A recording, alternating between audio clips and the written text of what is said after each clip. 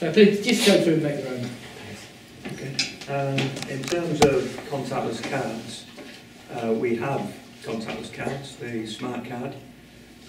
We've been trialling that for 2 years now, and It didn't look like it was turned on, Andy. Perhaps it was switched to the bottom. It should be.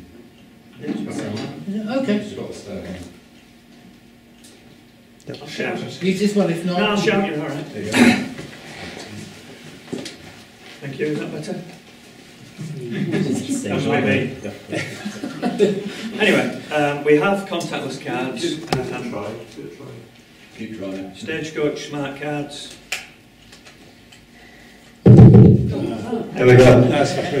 Stagecoach smart cards, we've been running those for 2 years. Initially what we tried to do was to get everybody to buy the weekly ticket, the 4-weekly ticket, and the extra, which is effectively a recurring payment that you pay each month.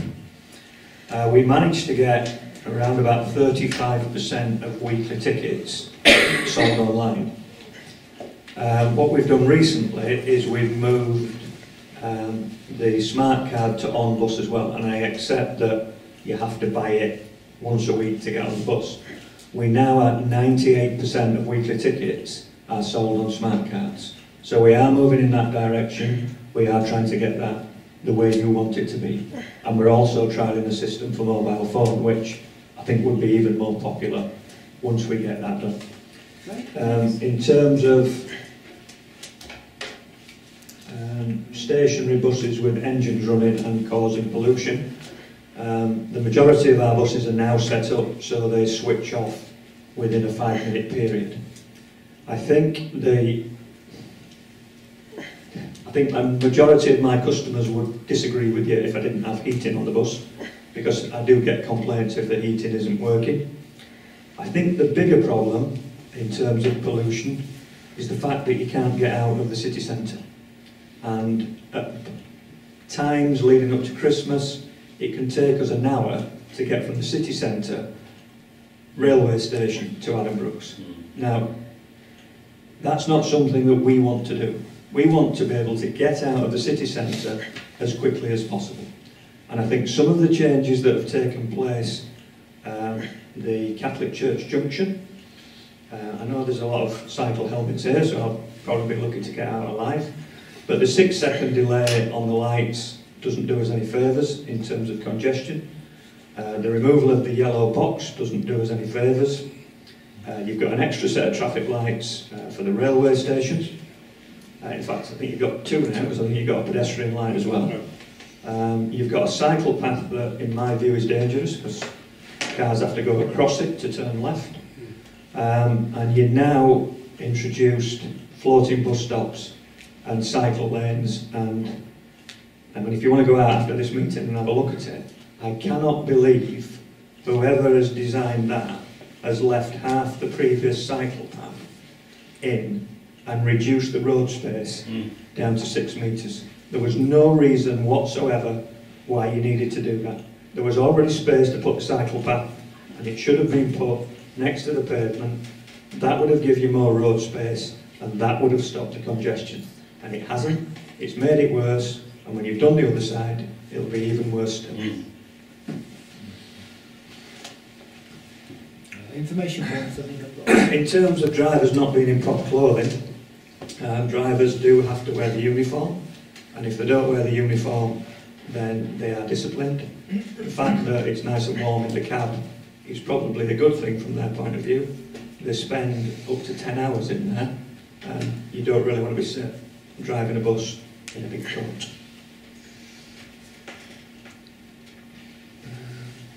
We work with the City Council in terms of traffic guides. We have the ambassadors that get all the information that are required. The Tourist Information Centre actually sell tickets for us and hand out guides and also promote city sightseeing. But if you want to know which bus to catch, the majority of my staff will give you all the information that you need. So we do everything we can to try and assist in that. The City 3 stop outside the swimming pool, we have to work by the regulations that are set for us in terms of the bus industry. And what we have to put on the destination is the final destination. So unless the swimming baths is the final stop en route, then we're not allowed to show that as the destination. It's near as, damn it, the final bus stop on. Unfortunately, the traffic commissioner doesn't accept near as, damn it, the final stop on the route. Yeah, buses are full in the morning and buses are full in the afternoon.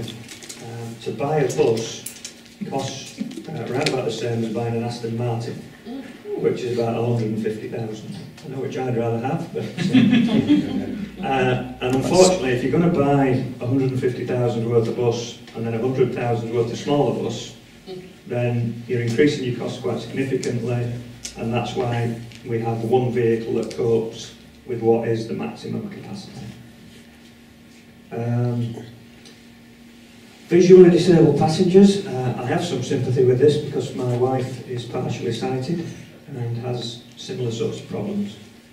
If there are any instances where one of my drivers is rude to a customer in this particular instance, then please let me have the details. I would say that 90% of my staff do a damn good job, and we spend a lot of time training them. Unfortunately, when you employ 1,000 people, you sometimes get a few that let the side down.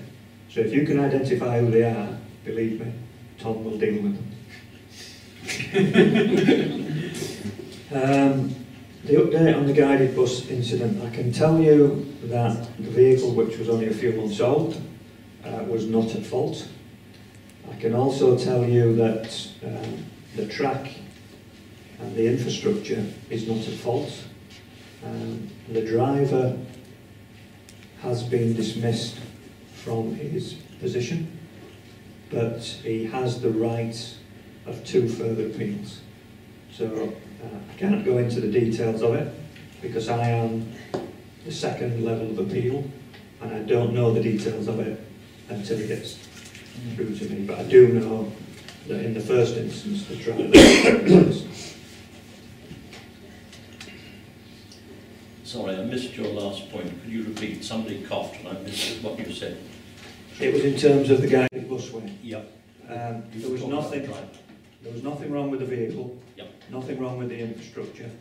The driver has been dismissed, but there is a 2-stage appeal within our procedures, and until that's fully gone through, then I don't know what the final outcome will be. Thank you.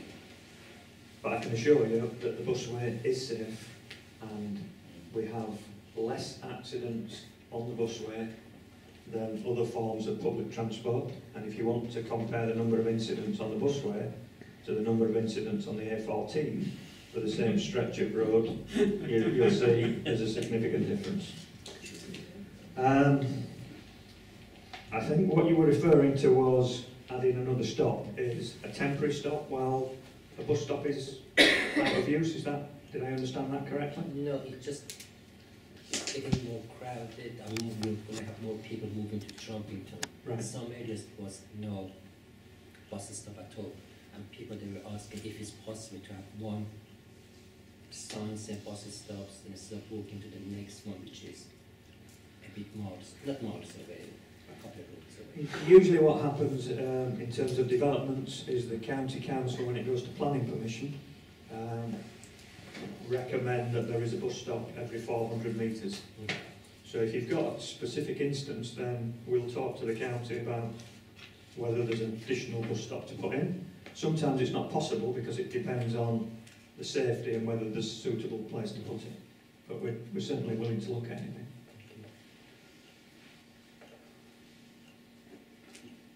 Next one is Mark's. Consultation.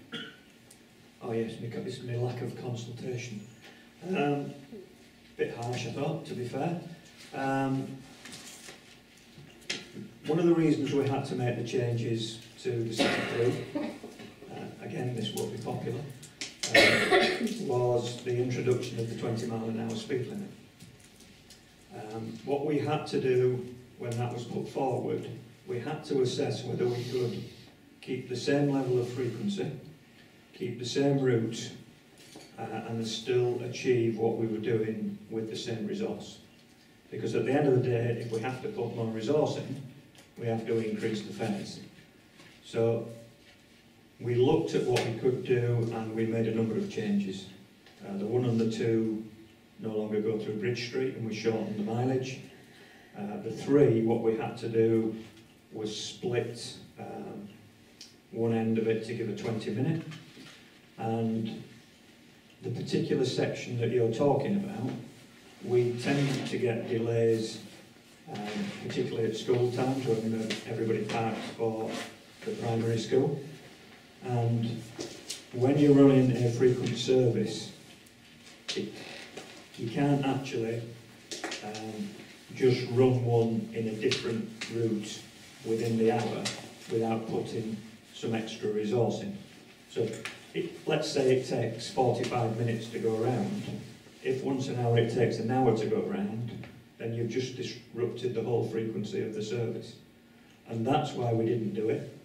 We did say that there was a suitable stop, although we did ask whether it was possible to have that stop improved at the end of the Gimel. But at the end of the day, I have to make decisions. Whenever we make a change, it's not going to be popular. I could consult, I could do what the County Council are doing with the city deal and spend 2 years consulting and not coming up with anything. But you know, I'm running a business and yet sometimes I have to make decisions that are not popular. Yes, Yeah, buses running together. They do run together, and there's been a study in my hometown of Leeds University, and they tell you why buses run together, and that is that if the first one gets delayed, like you said, he ends up picking up the passengers of the second one doesn't pick people up, so he catches up to the first one, and so on. Buses do overtake each other, and we do have a control room that look at the real-time information and then reallocate the buses and slot them back in where they can. But in most cases, they have to complete the length of the route, because you can't suddenly throw people off at the railway station and send it back to service. It's 2 hourly. It used to be hourly. It used to be supported as a tendered service by the local authority. And when the financial crisis hit and they withdrew funding, then we tried to run it as a commercial entity. I have to say, it's probably not covering its direct costs, and it could be in danger in the future because of that. Because we have to be able to cover the direct costs of each individual service, otherwise we get criticised by what was the OFT and is now CM, whatever Something it is now. different. Yeah. So we have to do that. So there is a service, but admittedly not a great one.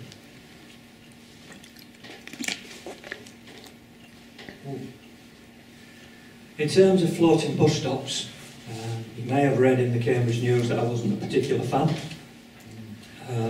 I still aren't, particularly for partially sighted, because I think it's dangerous for the elderly, it's not comfortable for people having to wait on an island, and I think that the decisions that have been taken, particularly in Hills Road, have made the situation worse in terms of congestion and traffic delays. But in terms of the worst decision ever made, I would say that was the park and ride. We lost 500,000 customer journeys a year from the decision to charge for parking cars. I don't believe that we've lost all those customers because of a pound charge. I believe it's the complicated, ridiculous ticket machines that you've got to be a Cambridge don to understand. Every time I go to a park and ride site and use that machine, there's somebody comes up to me and says, "Can you help me to do this?" I think it's ludicrous. We were told there would be a 5% reduction in passengers, and that would come back. And in the first year, we were told that we didn't have to pay departure charges because we used to pay to the county council for the upkeep of the sites. In the second year, we agreed that there would be a sliding scale, so if the customers came back, we wouldn't pay departure charges. I've now been told that from April, we need to pay departure charges. So what was a profitable services is no longer. I've suggested to the county council that rather than charge me the old system of the departure charge and keep the pound charge, that I would rather put the fares up significantly and pay the county council, let's say 50p for every adult fare payer. They're still getting the money. The customers will then hopefully come back to use Park and Ride because you're not putting them off with this silly parking machine. And I've also suggested that if we've got a financial crisis, then let's have a look at what we can do to actually reduce the costs. I mean, when all this started, I did say that we would man the sites and do everything for nothing, because I thought we would have a greater loss than 5%. I didn't think it'd be 14%. My view is a Park and Ride site, if you go there in the morning, commuters park the car, get on the bus and go to work, and come back on an evening, get out of the bus and go to the car. So rather than have 2 people per site per day, why don't you just open the site from 9 till 6, where you get visitors, non-regular users, and then save a significant amount of your manpower costs, and that way, those 2 things together, I think, would cover the costs of operation. Sorry to bang on that, just a bit of a hobby horse. Thank you very much. I think we're on the same hobby horse, aren't we? Changes to earlier and later buses. We have, in the past, run the Trumpington Park and Ride, the Bavering Park and Ride, the Milton Park and Ride, through 11:30. And the numbers were 2 and 3 per journey. I suppose when you look at Park and Ride, if you go in, I use Park and Ride when I go in at a weekend, or I use it during the week. If I go, on the odd occasion, I take my wife out, I actually drive into town on an evening because it's cheaper and easier to do that.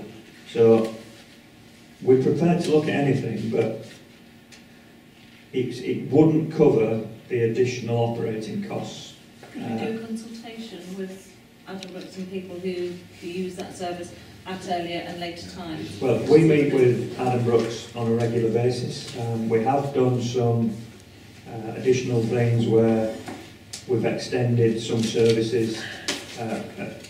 Originally, I think Park and Ride was 7:30, and then we've moved it to sort of 8:30ish. We've also been asked to do the R service, which goes from Trumpington to the railway station and back again. Not quite got to break even yet. And again, I think that runs through about 8:30 at night.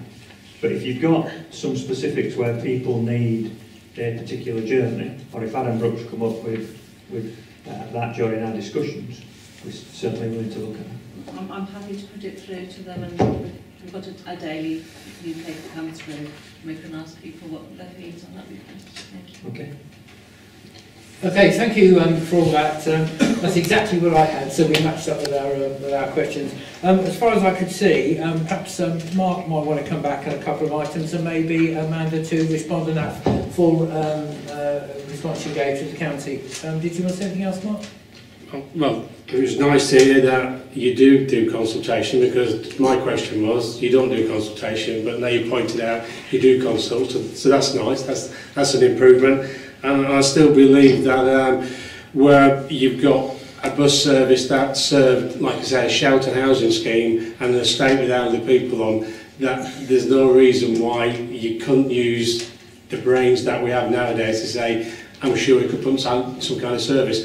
Those people won't want to have a service at peak hours, so the question about taking 45 minutes because of the school rush hours, you could say, no, we won't do it until 10 o'clock if you wanted. So you could say the bus service would be 10 o'clock and then run it round when it's a quieter time. And those people then who do suffer would have a bus service. So I think there are ways we could still improve and still meet your criteria of not using more resources. Okay, thanks, Mark. Margaret, did you have any? I'd just like to say thank you for your full response to the floating bus stops and to the park and ride charges. They're both things which we expressed reservations about, certainly within my group at the time. So did we. It seems that this area of Troppington and Unum have become the park and rides rather than the places which were built at great expense for them. But thank you also for your constructive ideas about how things still might be patched. And that's very helpful. And although I didn't support these schemes, I apologise on behalf of the County Council for all the grief. I'm not sure there will be patched, to be fair. It's very difficult when somebody has made a public decision to say, I think I got that wrong and here's a better way of doing it. And the discussions we've had so far are not filled with a great deal of optimism. I don't really want to start another round of questions, because we've already done that. Okay. So I just wanted to say thank you. Yeah, that's just what I was sort of going to do. If there's anything absolutely burning and specific you wish to ask the gentleman, that's fine. But I don't want to start another round of questions. Was there anything else? I had a quick question because I remember the reason the county council was trying to introduce to put a pound charge in the Birmingham area was because by 9 o'clock all the hospital workers parked their cars there for free and went to work. Now they assume that once they introduce the pound charge, only the genuine people will actually use the parking facility. Have we seen, since you introduced the charge, has there been any change or is it still the same to the best? I think what happened was that they actually built additional parking spaces to be able to cope with that. Again, I think there's a better way of dealing with it. I think there's an area of the Baber Park and Ride site that could have been designated to Addenbrooke's workers, and I think there could have been a system developed with a pass that you put on your windscreen, that the Addenbrooke's workers pay the pound in a different way. So you still get revenue coming in for the council, and the people who are using it and not using the bus would do that. And I would say that if anybody does have any other questions afterwards that they think of, I wouldn't really want my email address going to every member of the public, but certainly to councillors if you feel that anything else you want to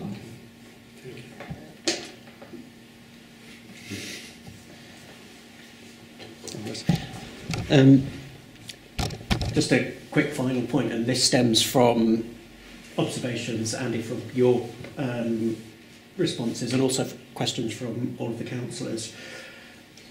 Something seems to come up here where, in terms of our systems and processes at a local authority level, we're getting our systems, processes and structures very, very badly wrong. And I think Mr. Campbell has raised just how much of a problem it's causing him as a bus operator, and also how it's not having a knock-on impact on us, the general public.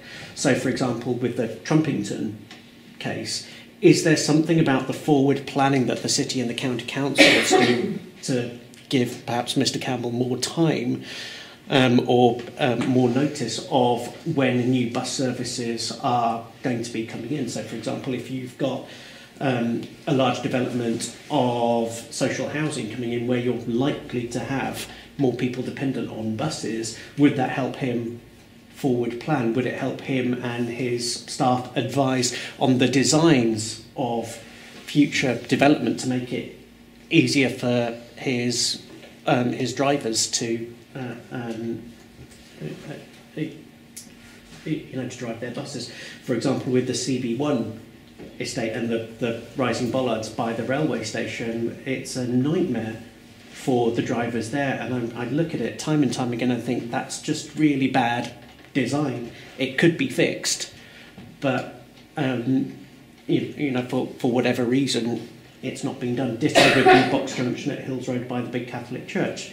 I was at the county council raising that as a public question, saying, "What, you know, how do we go about getting that box junction back in?" I haven't had any substantive response from that, so Mr. Campbell can't get a response as the person who runs the bus services in the city. What hopes do residents have? So what you're actually saying then is that a better tie-up between those who are doing the planning officers, ourselves, and the public transport system, while these plans are actually still on the table. Yeah. So, for example, that's not a bad idea. Yeah, I mean, for example, do you get the drivers involved? I think, to be fair, usually when it's a new housing development, we are asked at an early stage, usually by the developer, because they need a solution as part of the planning process. And, you know, I don't want to come across as being totally critical of the county council, because it was once held up as the model, the partnership model, and the best in the UK. I think, unfortunately, my blunt Yorkshire approach can sometimes come across as a little bit negative and can upset some people. And I think there are some people that feel that the county council should not be supporting a commercial organisation like Stagecoach.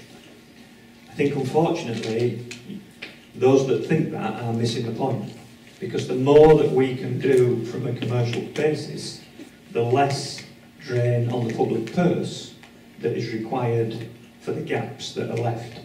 So I'm quite willing to work with anybody, and even if you take City Deal, for instance, I tend to find out about the schemes when they're being drawn up and decided upon. And then if I say that I'm not sure that's going to work, and if you take the Western Orbital is the latest one where I've questioned whether it would be commercially viable, connecting Madinley Road with Trumpington Park and Ryde coming down the M11. Yes, you might fill a bus at peak time, people working at Addenbrooks and coming back in the afternoon. Who else is going to use it? That was seen as me being negative about a City Deal proposal. I even started to question myself, which is very unusual. I contacted my colleagues around the UK to see if anybody else within Stagecoach operated a commercial orbital bus route, and none of them do unless it connects to another town or city. Okay, thank you for that. I think it's a good point, well made though, and there's no reason why we shouldn't explore that a little further. How far that will go, I don't know, but we'll certainly have a look at that. It's a good point. Thank you, gentlemen, both, for taking time to come today. If there are any other questions, we'll do as you suggest and we'll email them directly to you. But thank you for taking the time, and I think, if not all, because I haven't spoken to everyone, but I think most of us agree on the floating bus stop, that's for sure. No, yeah, absolutely. Yeah. Thank you very much. Yeah, we'll take a 5 minutes before item 7, which will be Wendy's the environmental. Thank you, gentlemen.